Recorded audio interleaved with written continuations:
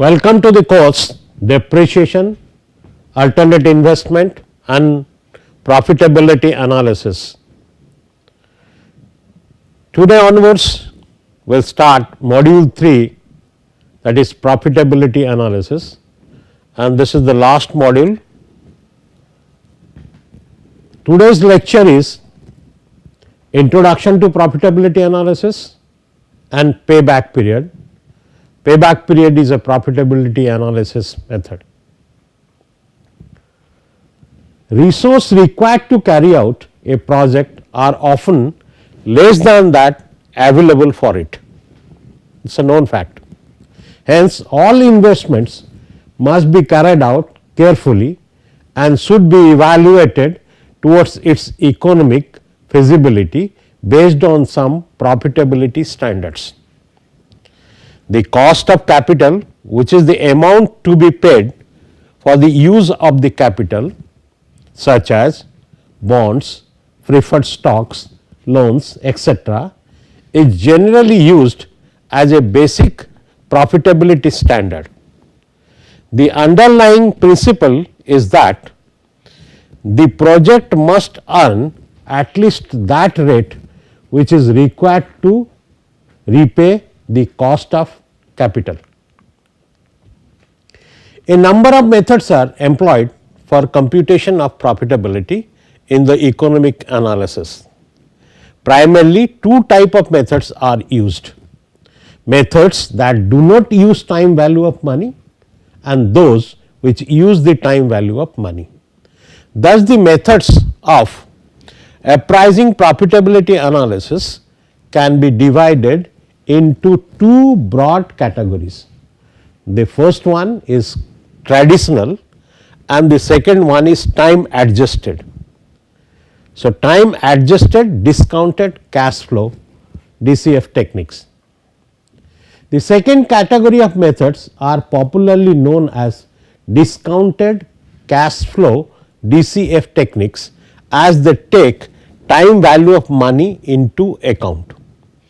The first category, which does not take time value of money into account, includes payback period, return on investment, average rate of return and net return.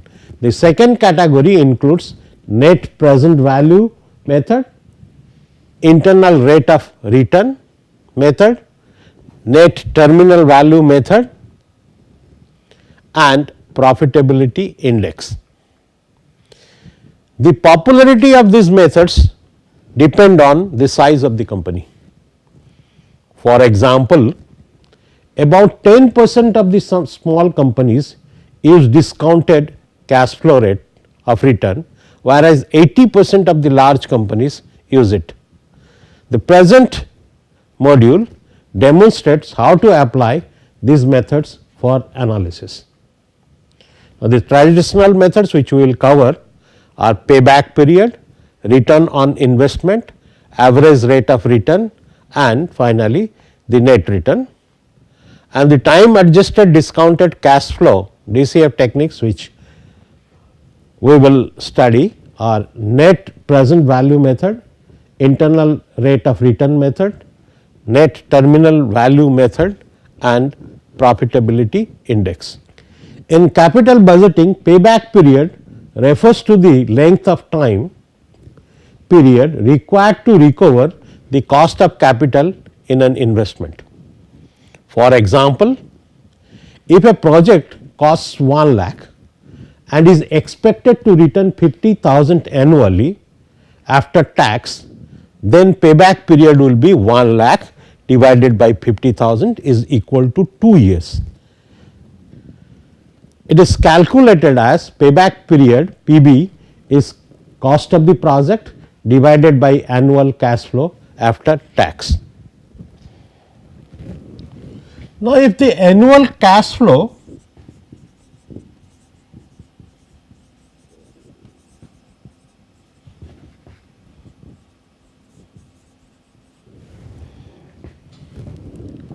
is variable, then PB, that is payback period is designated as PB, is equal to B plus AX divided by AJ is equal to B plus AX divided by 1 by n summation j equal to 1 to n AJ is equal to B plus AX divided by AJ average, where V is equal to manufacturing fixed capital investment, AX is equal to non-manufacturing fixed capital investment, and AJ is equal to annual cash flow.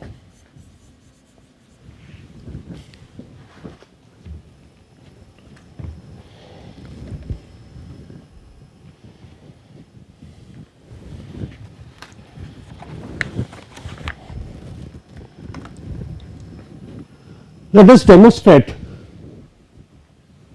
the computation of payback period using examples. The payback period can be used as an accept or reject criterion. The payback period has some merits. It is simple and easy to use.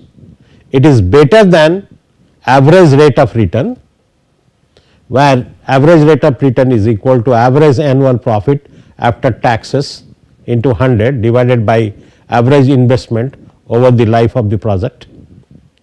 It is better because it uses cash inflow analysis. However, the payback period suffers from some serious limitations too. The first major limitation is that it completely ignores all cash flow entries after payback period, and this limitation can be misleading. For example, if there are two projects A and B having payback periods of 3 and 3.5 years respectively, then according to the payback period of the project A is better. However, if after 3 years the cash inflow of project A stops completely, whereas the cash flow of project B continues up to 6 years, then obviously the selection of project A based on payback period is misleading. Thus, it does not consider cash inflows for the entire life of the project. As a result of it, the project which offers significantly large cash inflows in the latter part of the life may be rejected in comparison to those projects which are less profitable if complete lifespans are considered. Another limitation of the payback period is that it does not use the concept of time value of money, and thus treats a rupee received in third and fourth year same as that received in the first year. The payback period for a given project is an vital determinant for making a decision whether to undertake the project or not, as longer payback periods are not desirable for investment in comparison to smaller payback periods. There are two ways to calculate payback period. The first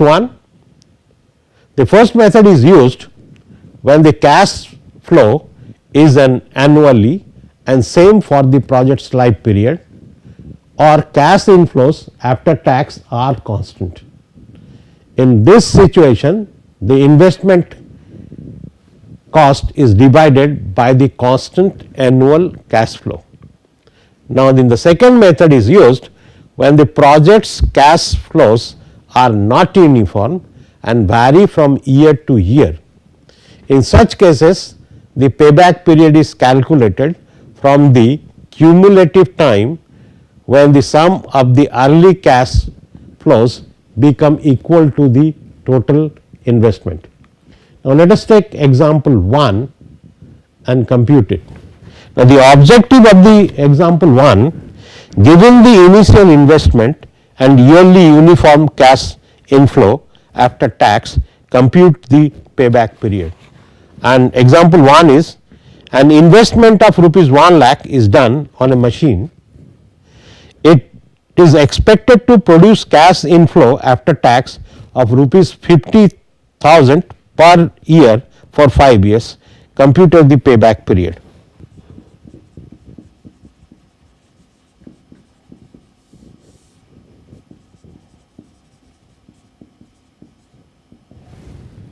So, my payback period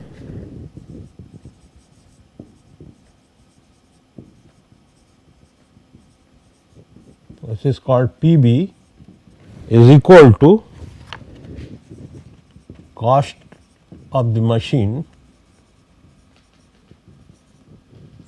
divided by annual cash inflow after tax. Now, this is equal to 1 lakh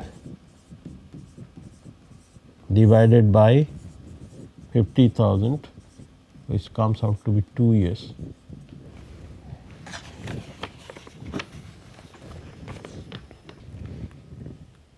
Now, let us take the question number 2.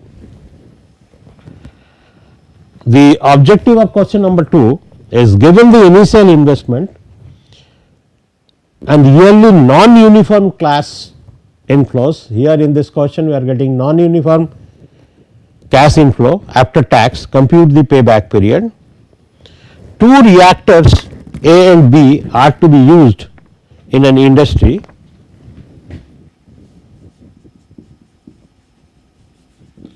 Example 2, reactor A, reactor B. Now, reactor A is 76,000, its cost is 76,000.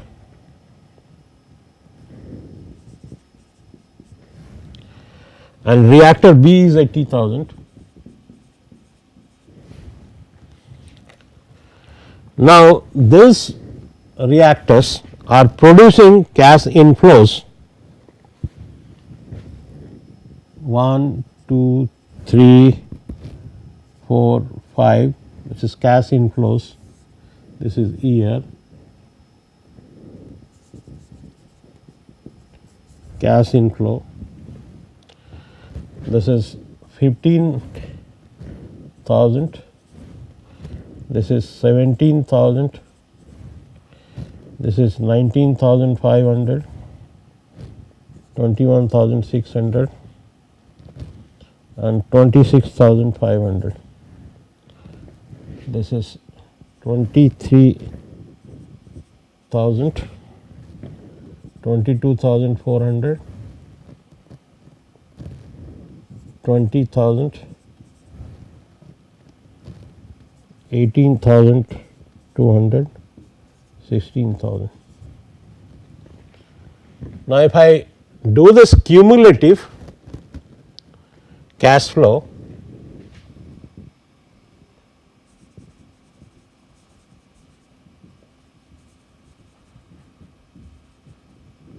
this is reactor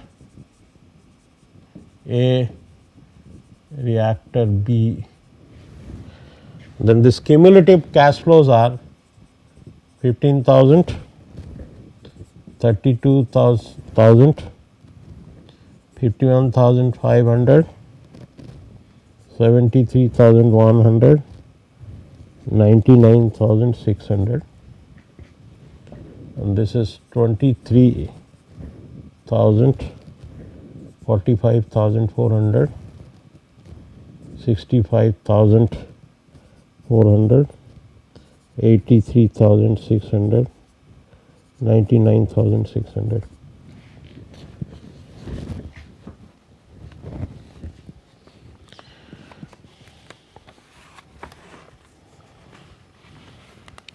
As the cost of the reactor is 76,000, its payback period will be more than 4 years. Now, at 4 years, the cumulative cash inflow is 73,100, which is less than this price, and hence the payback period will be more than 4 years and less than 5 years. So, if I deduct 76,000 minus 73,100, it comes out to be 2,900. Now, this 2,900 has to be recovered. So, this can be recovered in 0.1094 years, and this can be calculated as 2,900 divided by 26,500, comes out to be. Thus, the payback period for machine A for reactor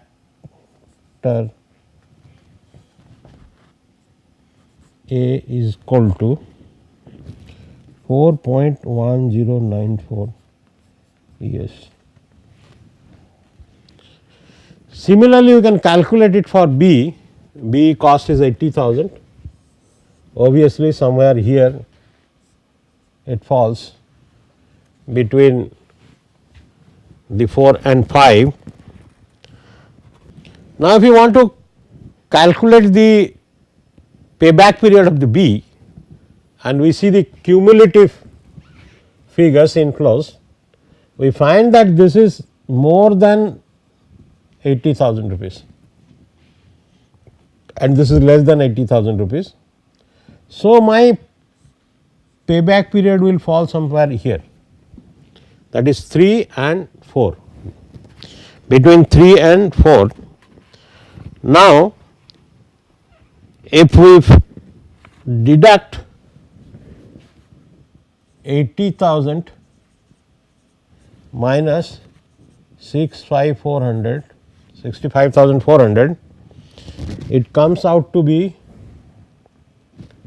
14,600.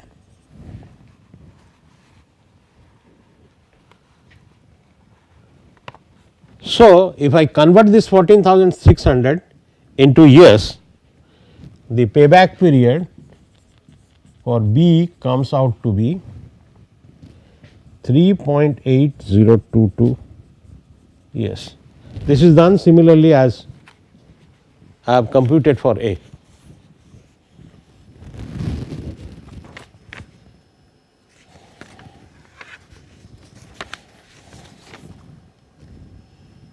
Now, example number 3. Now, the objective of the example 3 is, given the total initial investment of project and profitability method as payback period, select the most deserving project based on it. Also discuss the weakness of your selection with reasoning. Now, here we have two projects, project C and project D. Initial cost is 50,000, 50,000. Now, cash inflow after tax is for 8 years, this is years 1, 2, 3, 4, 5, 6, 7, 8 years. 8 years, this is 12,500, this is 14,200, 15,000, 8,300, 4,800, 2,000,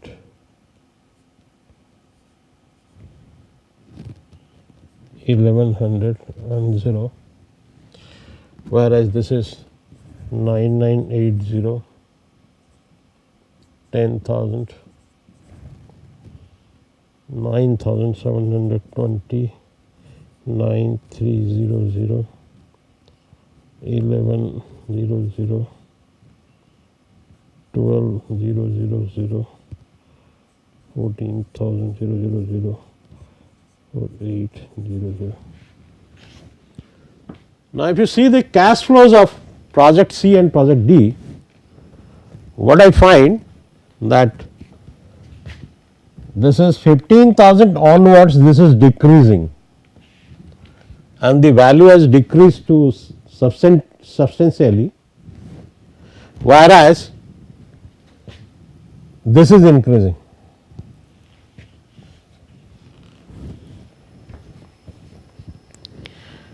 Now, if we calculate the cumulative cash inflows after tax,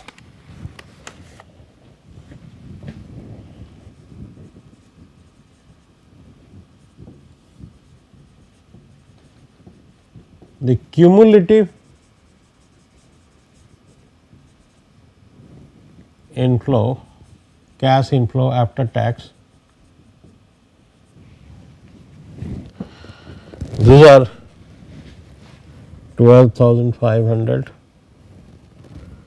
2,6,700, 4,1,700, 50,000, 5,4,800, 5,6,800, 5,7,900, 5,7,900, and this is 9,980, 9,980, 29,700, 39,000, 50,000, 62,000, 76,000, 90,800. Now, if you see this, then what we find, based on payback period, C is adjusted better because it pays here and it pays here. So, C has a payback period of 4 years and this has got a 5 years payback period. So, what we will adjudge that project C is a better project. But if we see the cumulative cash inflows after tax, then we find that the project C is only giving 57,900 into the total life period of the project. It is paying only 57,900, whereas project D is giving 90,800, and hence the natural selection will be project D rather than project C. And this decision, if I take a decision based on the payback period, then probably my decision will be wrong because I will select project C in place of project D. So, this is a weakness of the payback period computation and the decision based on payback period. Now, to summarize this lecture, resources required to carry out a project are often less than that available for it. Hence, all investment must be carried out carefully and should be evaluated towards the economic feasibility based on some profitability standards. The present lecture introduces the concept of profitability analysis and contents of this module, that is module 3. It also demonstrates how to select the best economic option amongst a number of mutually exclusive alternative investments using payback period, and it also tells that what are the weakness of the payback period and how the selection should be carried out. Thank you.